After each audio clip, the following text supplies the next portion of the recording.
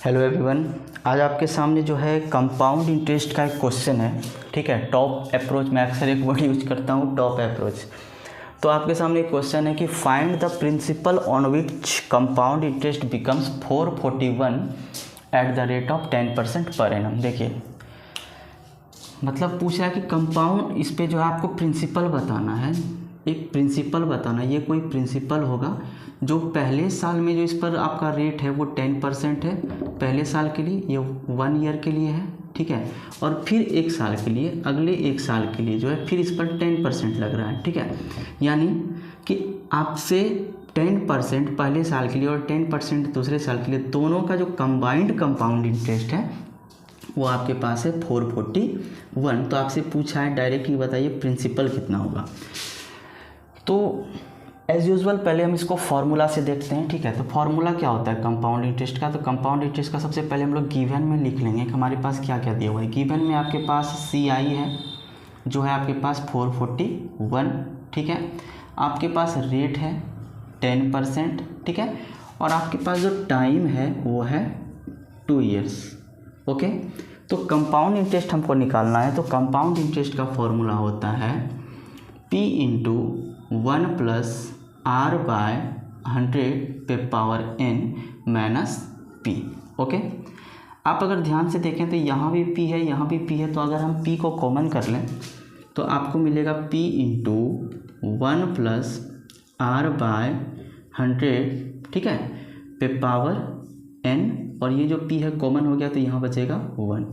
ठीक है, यही तो आपका कंपाउंड इंटरेस्ट है। और आपका कंपाउंड इंटरेस्ट है कितना, मैं इसको इधर लिखता हूँ, तो वो है आपका 441। अब ध्यान से देखिए, इसको मैं सॉल्व करता हूँ। तो जब हम इसको सॉल्व करेंगे तो 1 प्लस R बाय 100 यानी 10 बाय 100 हो जाएगा।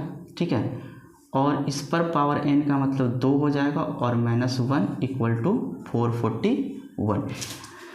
क्या 10 से 10 टाइम्स में 100 आपका डिवाइड होगा, और अगर हम एलसीएम लें तो आपको मिलेगा कितना, तो 10 1 जा 10 1 11 बाय 10। ठीक है, इस पर स्क्वायर माइनस 1 और यहाँ रह जाएगा आपका 441। ओके, नेक्स्ट स्टेप में आप देखिए P इंटू 11 का स्क्वायर होता है 121 और 10 का स्क्वायर होता है 100, और इसमें माइनस होगा 1 और इधर बच गया 441। ओके, अब मैं इसको इधर लिखता हूँ कि जब हम इसको सॉल्व करेंगे 121 बाय 100 में जब 1 माइनस करेंगे आपको, तो यहाँ लिखेंगे P, और 121 बाय 100 माइनस 1 करेंगे तो आपको ऊपर मिलेगा, क्योंकि इतना तो बेसिक कैलकुलेशन पता होना ही चाहिए।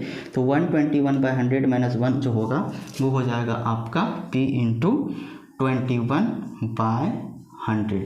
ओके, और इक्वल टू हो जाएगा 441, जो कि आपका कंपाउंड इंटरेस्ट यहाँ पे मैंने मेंशन किया है। अब आप देखिए कि 7 के टेबल्स में 7 3 जा 21 होता है, 7 6 जा 42 होता है, तो यहाँ 2 बचा, और 7 3 जा 21। ओके, यानी 7 6 जा 42, 2 यहाँ बचा 2, और उसके बाद 7 3 जा 21। ओके, अब यहाँ से फिर 3 से 3 2 जा 6 और 3 1 जा 3 कैंसिल हो गया। अब नीचे बचा 100 और इधर बचा 21, तो क्रॉस मल्टीप्लिकेशन अगर हम करेंगे तो आपको मिलेगा P इक्वल टू 2100। ओके, 2100, यानी कि यही हो गया आपका प्रिंसिपल 2100। ये हो गया बाय प्रोसेस मेथड पे। अब इसी क्वेश्चन को अगर मान लीजिए कि ये क्वेश्चन आपको एग्जाम में मल्टीपल चॉइस क्वेश्चन में पूछा जाता है, तो आप इतना कैलकुलेशन नहीं करेंगे। तो आपको बेसिक ध्यान में रखना कि अगर पहले साल का ब्याज 10% लग रहा है, ठीक है, पहले साल का ब्याज, ये मैं आपको ट्रिक के अकॉर्डिंग समझा रहा हूँ, आप इसको जैसे समझो। अगर पहले साल का ब्याज 10% लग रहा है तो दूसरे साल भी 10% लगेगा।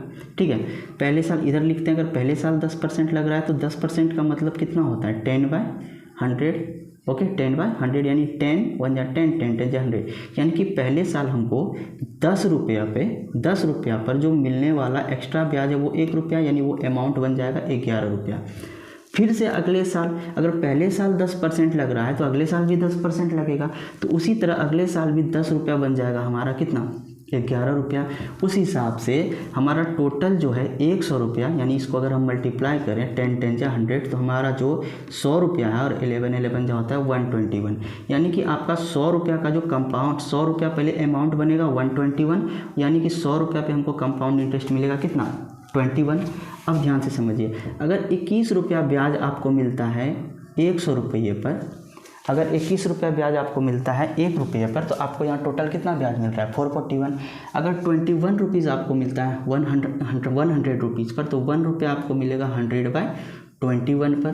तो उस अकॉर्डिंग आपको 441 कितना पर मिलेगा, तो आपको 441 मिलेगा 100/21 इंटू 441। और हमको पता है कि 21 से अगर हम 21 को मल्टीप्लाई करें, ठीक है, तो 21 टाइम्स में आपको होता है 441, यानी कि आप देखिए 21 और 100 यानी 2100। ये हो गया कि शॉर्टकट तरीके से अगर हमको आंसर फाइंड करना है कंपाउंड इंटरेस्ट का, तो हम बिल्कुल इस मेथड पे चलेंगे।